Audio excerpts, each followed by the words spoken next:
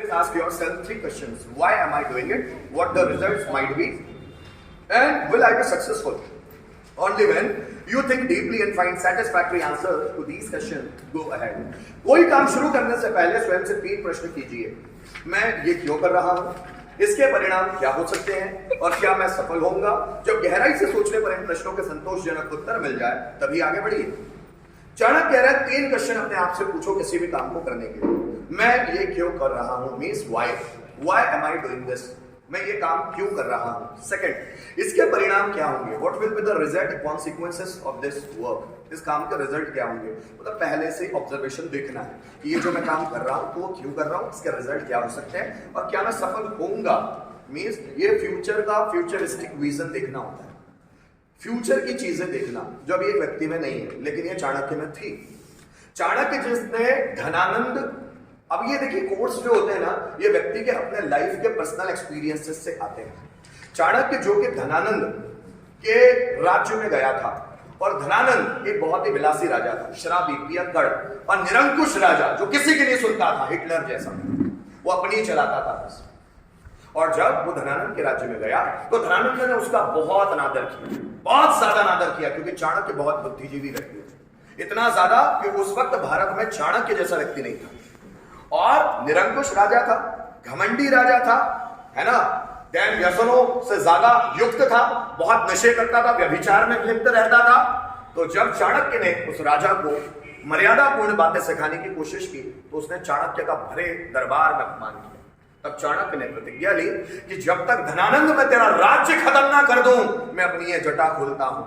ये जटा तब तक नहीं बांधूंगा जब तक तेरा राज्य समूल नाश ना कर दूं, खत्म ना कर दूं। और यही हुआ। फिर चाणक्य ने क्या किया?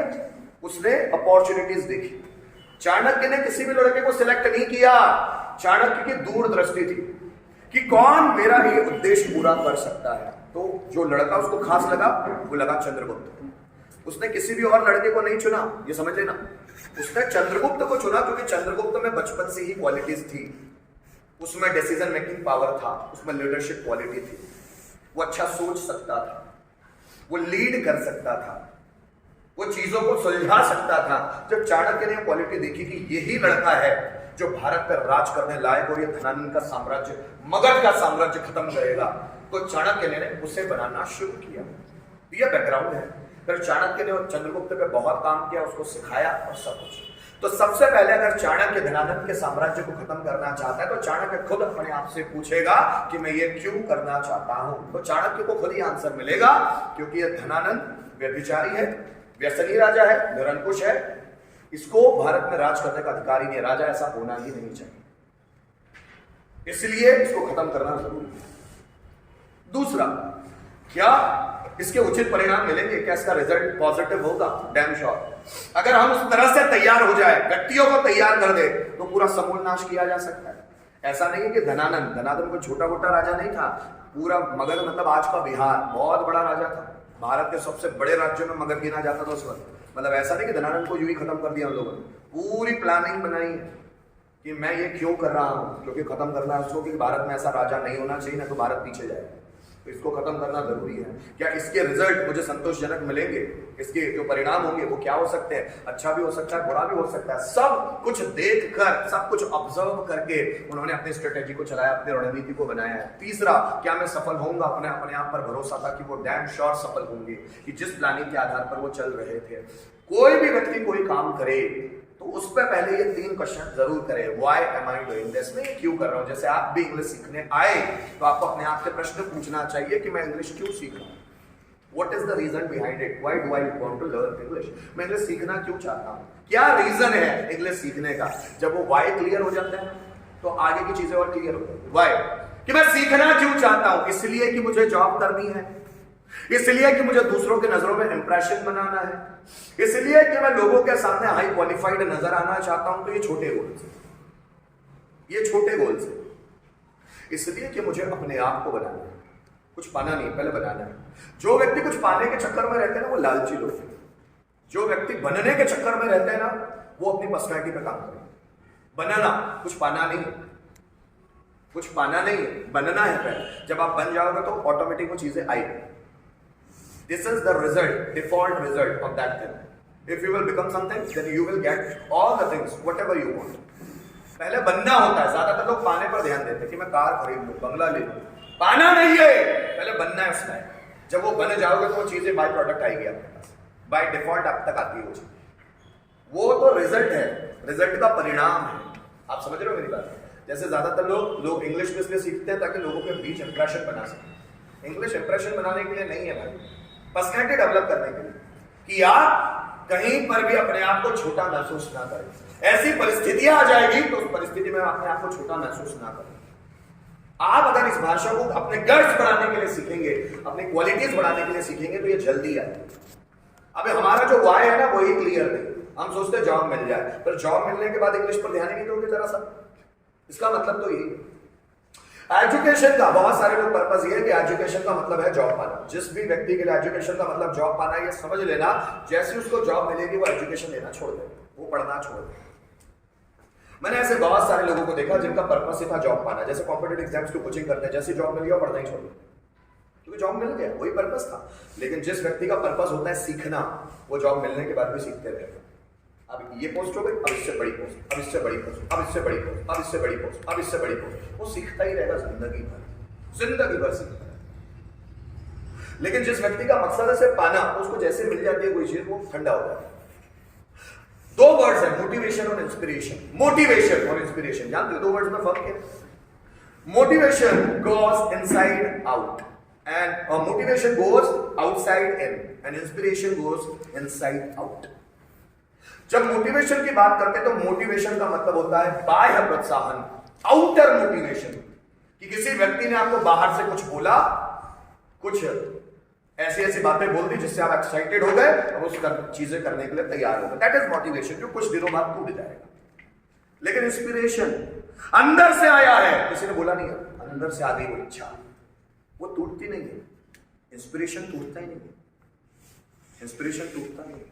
जैसे छत्रपति शिवाजी महाराज का कि मैं मुगलों का शासन खत्म कर दूंगा, अंदर से है।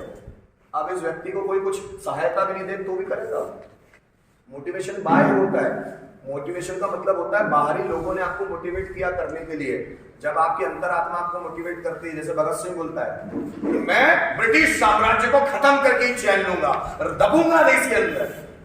वो मेरा दमन कर ले, मेरे लोगों का दमन कर ले, ये होने नहीं दूंगा। वो व्यक्ति अंदर से प्रेरित है। फिर वो ब्रिटिश लोगों के चाबुक भी खाता है, ब्रिटिश लोगों की पूरी यातनाएं भी सहता है, भूखा भी रहता है 55 दिन तक। पता है क्यों? किसी को दिखाने के लिए नहीं कि लोग देखेंगे तो मुझे मोटिवेट होंगे, नहीं, अंदर से इंस्पिरेशन है कि मेरी भारत माता को मैं आजाद करके रहूं। तो वो डिसीजन उसके खुद के हैं, उसके माँ बाप के नहीं है। इंस्पिरेशन अंदर से आता है। जिस भी व्यक्ति को कुछ करना है वो अंदर से इंस्पायर्ड है। मोटिवेटेड व्यक्ति आउटर होता है। बाहर से उसको कुछ बोल दिया, अच्छी अच्छी बातें बोल दी, कुछ थॉट्स बोल दिए तो एक्साइटेड हो गया, अब मैं तो सीख के रहूंगा, अब सीख के, तो ये बाहर का है, कुछ दिनों बाद ठंडा हो जाए। लेकिन जिस व्यक्ति का अंदर से है ना प्रोत्साहन, जिसको बोलते हैं हम लोग इंस्पिरेशन, अंदर से, इंस्पिरेशन हमेशा अंदर से बाहर जाता है। अंदर चीज, अंदर मन में आ गई चीज की ऐसा तो करके ही रहूंगा, अंदर से आई है, किसी ने बोला नहीं है उसको, अंदर से आ गई है, किसी ने बोला नहीं है, उसका जुनून बन गई है वो चीज। जब तक उस चीज को पाएगा नहीं, छोड़ेगा नहीं। That is the law of attraction, that is the power of subconscious mind. अंदर से सोचिए कि मैं पाकर ही रहूंगा, चाहे कुछ भी करना पड़े, साम दाम दंड भेद उपाय, कुछ भी करना पड़े, ये चीज पाकर रहूंगा, मतलब पाकर। अब ये चीज अंदर से आई है। इस व्यक्ति को दुनिया की कोई भी ताकत नहीं रोक सकती। रॉकी को चाहिए था मुंबई, क्या चाहिए तुझे? मुंबई। अब इस व्यक्ति को कोई भी नहीं रोक सकता, क्योंकि इसको बाहरी व्यक्ति ने मोटिवेट नहीं किया है, इसके अंदर से आया है। इसकी माँ ने बोला था बेटा गरीब तो पैदा हुआ है, गरीब मरना मत, अगर तू मेरा बेटा है तो। वो रॉकी के दिमाग में बैठ जाता है, वो रॉकी के दिमाग में बैठ गया। और जैसे वो रॉकी के दिमाग में बैठता है, फिर रॉकी क्या करता है? अकेले ही अपने दम पे साम्राज्य शुरू करना, खड़ा करना शुरू करता है। मूवी देखो, क्या केजीएफ में उसको किसी ने इंस्पायर किया? No, he is internally inspired himself. वो खुद से इंस्पायर है, उसको कोई बोल थोड़ी रहा है कि ऐसा करना है, वो खुद कर रहा है। पुष्पा, पुष्पा पुष्पराज नाम सुन के फ्लावर समझा क्या? फ्लावर नहीं, फायर है। मैं झुकेगा नहीं साला। अकेला कि उसको किसी ने मोटिवेट किया तो तुझे करना पड़ेगा? नहीं, वो खुद इंस्पायर्ड है। और जो व्यक्ति अंदर से इंस्पायर्ड है उसको कोई नहीं रोक सकता, रुकता ही नहीं है वो। उसको आराम, भूख, प्यास, चैन ये लगता नहीं है। वो काम करने में अगर व्यस्त है तो उसको भूख नहीं लगेगी। आपको भूख लगती है बार बार भूख लगती है। वो इसीलिए लगती है क्योंकि काम में ध्यान नहीं है। जब काम में ध्यान होगा तो भूख प्यास हट जाती। जब काम में ध्यान होगा ना, भूख प्यास हट जाती है। अभी तो भूख इतनी ज्यादा लगती है इसकी हद नहीं। हाँ ठीक है, अभी हम उस लेवल पर नहीं आए। जब वो लेवल आएगा तब ऐसी भी चीजें होगी, तब आप बोलेंगे sir yes I am experiencing this experience. मैं इस अनुभव को एक्सपीरियंस कर रहा हूं या नहीं। जब आपको नींद लगना छूट जाए तब आपके अंदर जो बाल चल रहा है, जब अंदर से जुनून रहता है ना, तो इंसान को उसकी तकलीफें भी नजर नहीं आती। उसके पैर में चोट लगी है फिर भी वो काम करता रहेगा। उसका पेट दर्द कर रहा है तो भी वो काम करता रहेगा। सिर दर्द कर रहा है, बुखार, ये चीजें उसको साइड में करता है।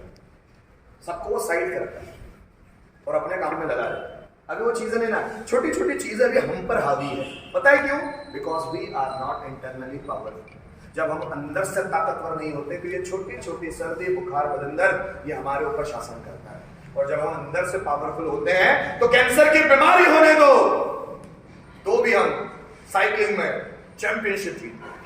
लॉन्स आर्मस्ट्रॉन्ग 7 बार साइकिलिंग में वर्ल्ड चैंपियन रहा है कैंसर होने के बावजूद भी।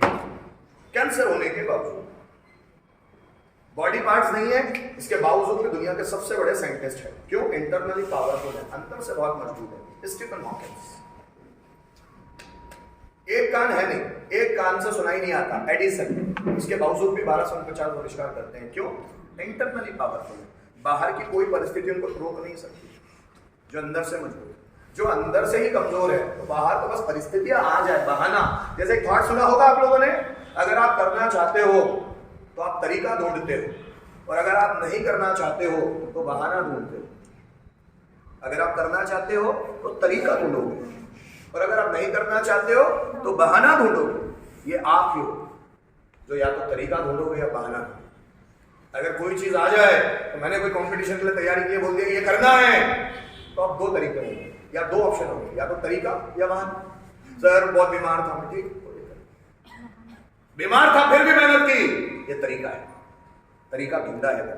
हम में से ज्यादातर लोग ऐसे ही होते हैं जो चाहे चीजों के लिए सिर्फ बहाना ढूंढते हैं, तरीका नहीं निकालते।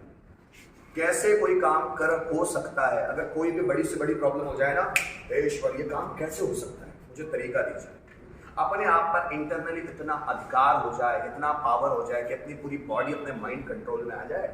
से एक बार ईसा मसीह नाव में बैठकर जा रहे थे, उनके 12-13 शिष्य थे। ईसा मसीह के 13 मेन शिष्य थे, 13 मेन शिष्य जो उनके साथ ही रहे। ईसा मसीह जा रहे थे नाव में बैठकर, अचानक बीच में समुद्र में बहुत तूफान आ गया। उनके 13 शिष्य घबरा गए, हे प्रभु ये क्या हो रहा? ईसा मसीह सोए हुए थे।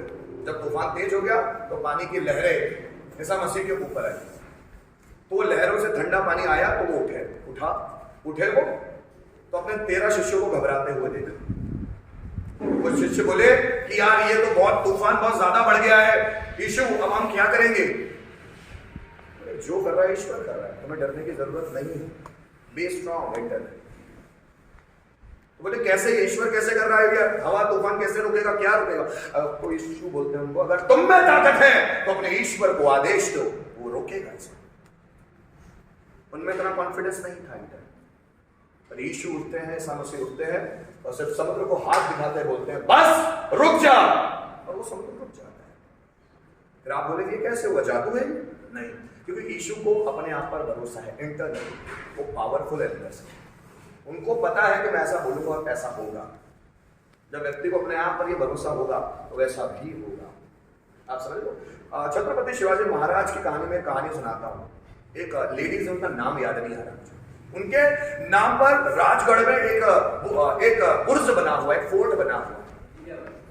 नहीं, वो तो उनकी माता थी। एक लेडीज थी जो राजगढ़ में सब्जियां बेचने के लिए आती थी, और सब्जियां बेचने वो अपने एक छोटे से बच्चे के साथ आती थी।